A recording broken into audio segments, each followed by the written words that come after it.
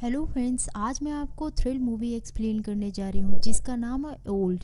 ये मूवी 2021 में रिलीज हुई थी। मूवी की शुरुआत में ही हम एक कपल को देखते हैं जिनका नाम गाय और प्रिस्का होता है, जो कि एक मैरिड कपल है और वो अपने 2 बच्चों के साथ रिजॉर्ट घूमने के लिए जा रहे होते हैं। उन दोनों बच्चों का नाम होता है ट्रेंट और मैडॉक्स। और फ्रेंड्स, जब ऑनलाइन उन्होंने बुक किया रिजॉर्ट तो इन्हें काफी ज्यादा सस्ता मिला था।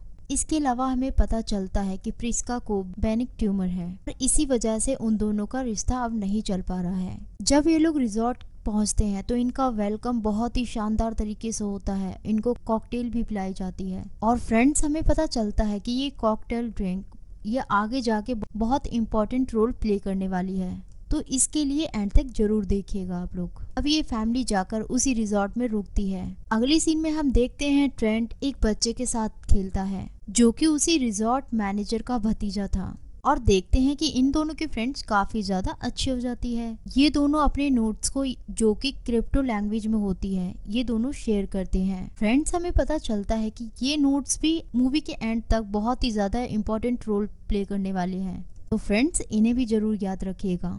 नेक्स्ट सीन में हम देखते हैं रिजॉर्ट का मैनेजर उस फैमिली के पास में आता है और सजेस्ट करता है कि आपको बीच में जरूर जाना चाहिए। जब ये सारे ब्रेकफास्ट कर रहे होते हैं तभी हमें दूसरे कैरेक्टर से भी मिलाया जाता है, जिनमें से है एक चार्ल्स, जो कि वो डॉक्टर है और उसकी वाइफ का नाम क्रिस्टल है, और एक बेटी और एक मदर है। बेटी का नाम कारा है और मदर का नाम एग्नेस है। ब्रेकफास्ट के दौरान वहाँ पर एक प्रिस्टा होती है और हम देखते हैं कि उसको मिर्गी के दौरे पड़ने लगते हैं। प्रिस्टा का हस्बैंड, जो कि एक नर्स होता है, वो उसको ही संभालता है। उसका नाम जेरीन होता है। ब्रेकफास्ट खत्म होने के बाद में ये सारे एक वैन में बैठकर उसी बीच की तरफ चले जाते हैं। यहाँ पर देखते हैं कि वैन ड्राइवर थोड़ी देर पहले उन सबको उतार देता है और बोलता है आप लोगों को यहाँ से पैदल ही जाना होगा।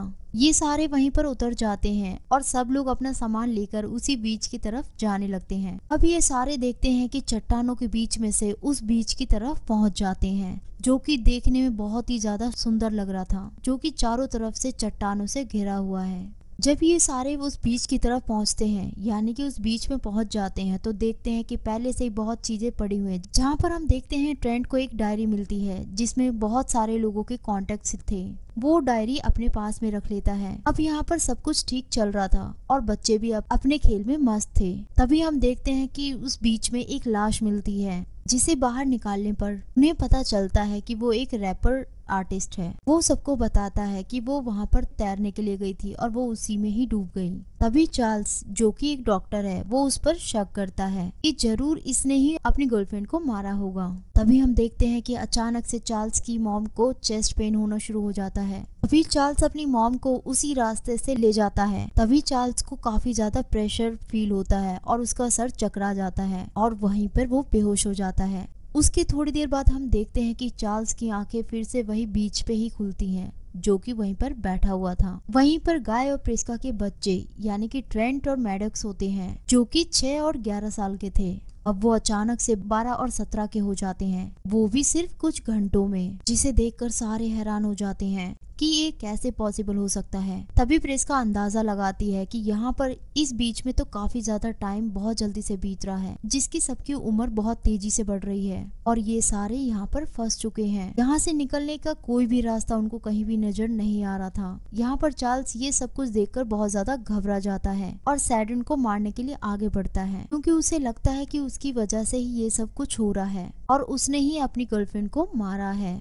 जब उसने उसको चाकू मारी थी तब देखते हैं कि वहाँ पर सिर्फ कट मार्क ही दिख रहा था, उसके अलावा उसका घाव नहीं दिख रहा था। अब यहाँ पे सबको समझ आ रहा था कि टाइम बहुत जल्दी से बीत रहा है, चोट के घाव भी बहुत जल्दी से भर रहे हैं। यहाँ पर सैडन देखता है कि उसकी गर्लफ्रेंड की लाश हड्डियों में चेंज हो रही थी, पूरी तरह से डीकम्पोज हो चुकी है। अब यहाँ पर प्रिस्का अंदाजा लगाती है कि इस बीच पर बिताया हुआ 1 घंटा बाहर के 2 साल की तरह बीत रहा है। इसके अलावा प्रिस्का जब यहाँ पर आई थी उसके पेट में ब्रेकन ट्यूमर 1 सेंटीमीटर का था, लेकिन देखते हैं कि एक गेंद के आकार में चेंज हो चुका है। अब चार्ल्स उसके पेट में से निकालने की कोशिश करता है। जैसे ही वो कट लगाता है तो अपने आप ही भर जाता है, जो कि टाइम की वजह से ये सब कुछ हो रहा था। इसलिए सब लोग उसकी स्किन को हाथ से पकड़ते हैं और चार्ल्स उसके पेट में से ट्यूमर निकालता है और कुछ ही मिनट के बाद वो ठीक हो जाती है। अब यहाँ पे बहुत ही अजीब सी चीज होती है, क्योंकि चार्ल्स भी बीच बीच में भूल रहा था और उसकी मेमोरी बिल्कुल ही वीक हो रही थी। नेक्स्ट सीन में हम देखते हैं कि यहाँ के सारे मेंबर्स बूढ़े होने लगते हैं और अपनी अपनी बॉडी में वीकनेस को फील करते हैं। अब चार्ल्स की बेटी कारा और प्रिस्का का बेटा ट्रेंट, वो दोनों बहुत तेजी से बड़े हो रहे थे। तभी हम देखते हैं कि कारा अचानक से 6 महीने की प्रेग्नेंट हो जाती है।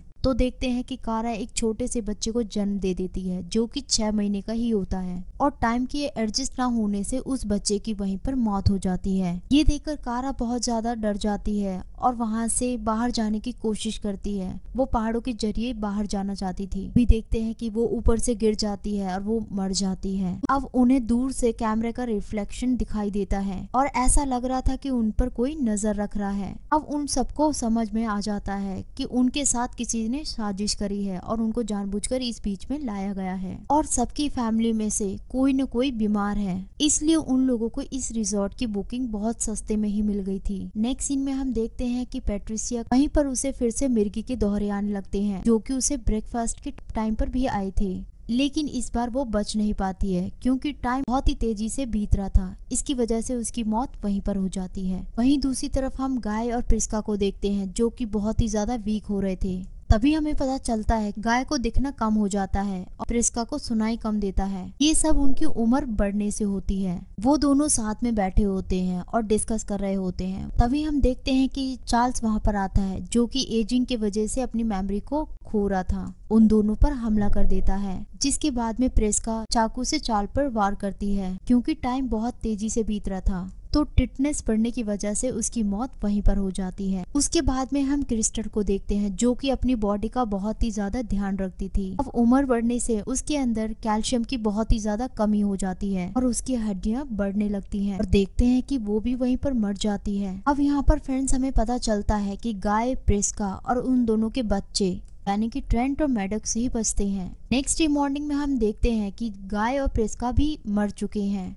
ट्रेंट और मैडॉक्स अपने पेरेंट्स की एज पर पहुंच चुके हैं। अब ट्रेंट को यहाँ पर याद आता है, बीच पर आने से पहले रिजॉर्ट के मैनेजर का भतीजा, जो कि उसका फ्रेंड था, उसने ट्रेंट को एक क्रिप्टोग्राम का नोट बनाकर दिया था। उस नोट को सॉल्व करता है, तभी उसे पता चलता है कि पानी के बीच में एक रास्ता जा रहा है, जो कि उसी के जरिए वो बाहर जा सकते हैं। तभी उनको वो रास्ता मिल जाता है। ट्रेंट और मैडॉक्स उसी रास्ते से बाहर निकलने की कोशिश करते हैं। वहीं दूसरी तरफ हम देखते हैं टैक्सी ड्राइवर को हमने शुरुआत में देखा था, वो किसी को कॉल करके बता रहा होता है कि वो दोनों मर चुके हैं। ये कैब ड्राइवर, जो कि pharma company Warren and Warren के काम करता है, जिसके रिसोर्ट में ही एक लैब है। यहाँ पर हमें पता चलता है कि ट्रायल 73 हो चुका है। यानी कि फ्रेंड्स हमें पता चलता है इन लोगों के जाने से पहले 72 टाइम्स लोगों को भेजा गया था। और हमने जैसा कि देखा था कि बीच में कुछ लोगों के फोन्स और भी चीजें पड़ी थे, वो उन सभी लोगों का था जो इस बीच में गए थे, जो कि उम्र की बढ़ने की वजह से मर गए थे। ये कंपनी उन लोगों पर अपनी दवाइयों को टेस्ट कर रही थी, जो कि उस बीच पर भेजे जा रहे थे। ऐसा करने से ये अपनी कंपनी एक ही दिन के ड्रग्स को